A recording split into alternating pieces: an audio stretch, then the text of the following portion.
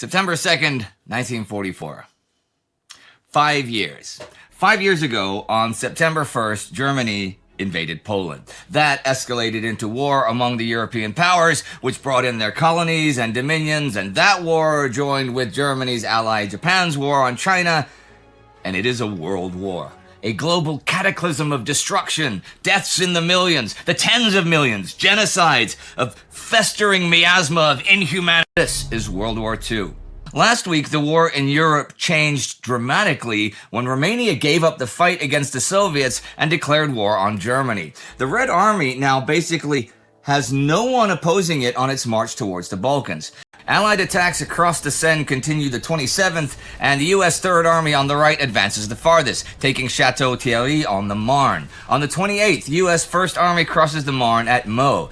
That day, U.S. 7th Corps crosses the Aisne, taking Soissons. To the left, on the 30th, the Canadians enter Rouen, and the British 30th Corps takes Beauvais. On the 31st, German 5th Panzer Army Commander Heinrich Eberbach is captured.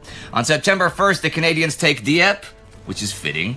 The British take Arras, and the Americans take Verdun. As for German command, Walter Model cannot really run OB West and Army Group B at the same time effectively. So, at OB West Chief of Staff Gunther Blumentritt's request, and with Model's approval, Adolf Hitler asks Gerd von Rundstedt to take back his former post commanding OB West. On the 1st, Rundstedt agrees to this, saying, "My Führer, whatever your order, I shall do to my last breath." Heck, he's been on the cover of Time magazine twice, once 2 years ago and once just last week on August 21st. That issue also suggests that Rundstedt was part of the July plot to kill Hitler, which he likely wasn't, even being on the judiciary that condemned the conspirators.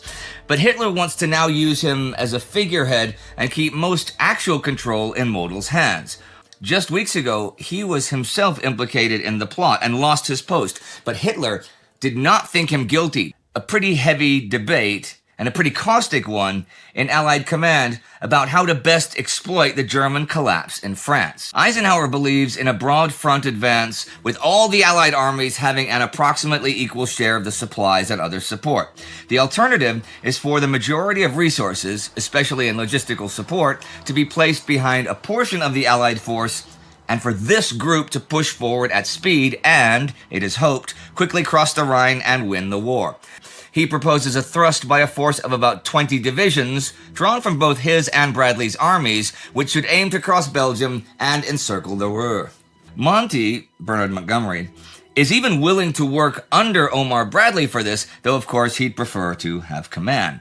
Eisenhower sees not only the risk involved in this, but also the politics that would inevitably arise if most of the American forces were ordered to stop so that the narrow front British attack could go forward.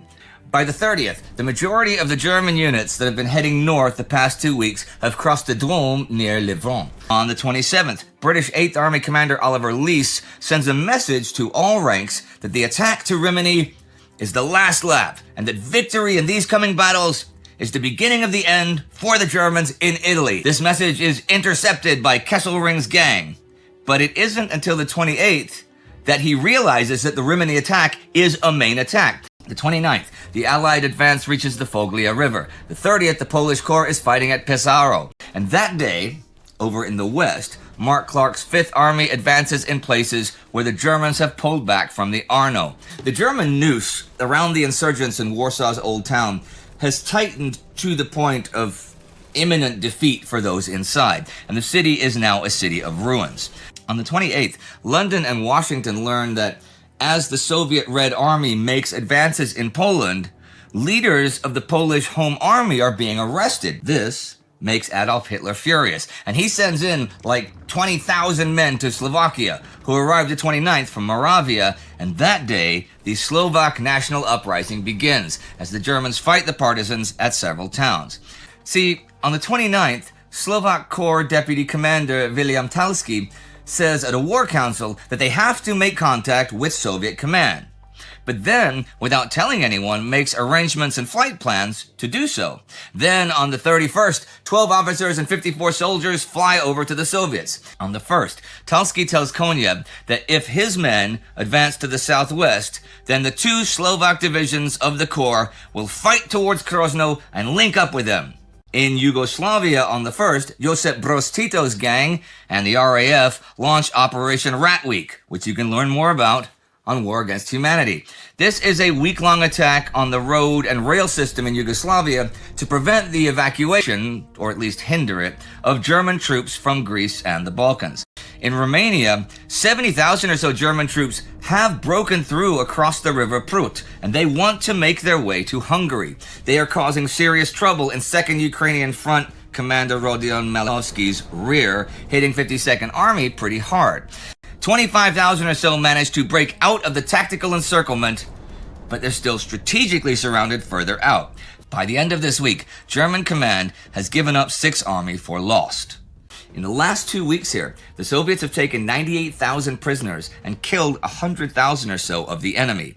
And by today, there are no substantial German troops, or really any organized ones, on Romanian territory. There are, though, plenty of Hungarian ones and scattered German ones. Though the 29th in Hungary, a new Hungarian government led by Geza Lakatos takes power and says they are ready to negotiate with the Soviets. So who knows what is going to happen with them? As for the Soviet movements in Romania this week, on the 27th, Focșani and Galați fall to the Soviets, and much of their garrisons are captured. On the 28th, 2nd Ukrainian Front forces head through the Oitus Pass over the Carpathians towards Transylvania, and 3rd Ukrainian Front forces take Braila, then Constanza the next day. On the 30th, the Soviets take Ploiești, which means they now have most of the Romanian oil fields. On the 31st, units from the 2nd Ukrainian Front enter Bucharest, the capital, and on the 1st, reach the Bulgarian border at Giurgiu on the Danube. The Romanian army has a lot of force along the border, and the 1st and 4th Romanian armies come under Soviet operational control after the Romanian government agrees that this should happen. Well, in practical terms, Romania was handed to the Soviet Union lock, stock, and barrel. In a very literal sense, Romanian troops were placed at the service of the Soviet Union in return for northern Transylvania under the Soviet cancellation of the Vienna Award.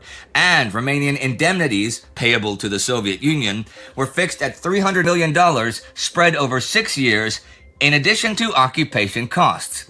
It was an armistice that stung the Romanians with its injustice and left them with a rankling sense of grievance against the Western powers, who remained completely inert in the face of Soviet demands on Romania. There are also Articles 10 and 12, which allow for Soviet requisitioning of goods taken from Soviet territory during the war. And this leads to the whole Romanian Navy and most of the merchant fleet being requisitioned. 1,483 big guns and mortars, 3,081 tanks, and 2,643 planes backed by naval aircraft from the Baltic Fleet.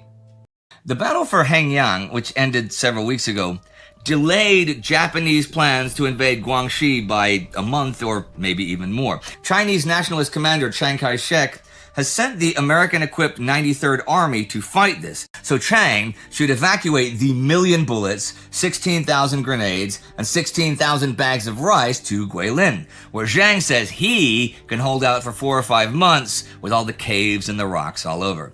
I mentioned the Allied attacks on Germany's synthetic oil a minute ago. On the 27th is an RAF raid on the Hamburg-Meerbeck oil plant.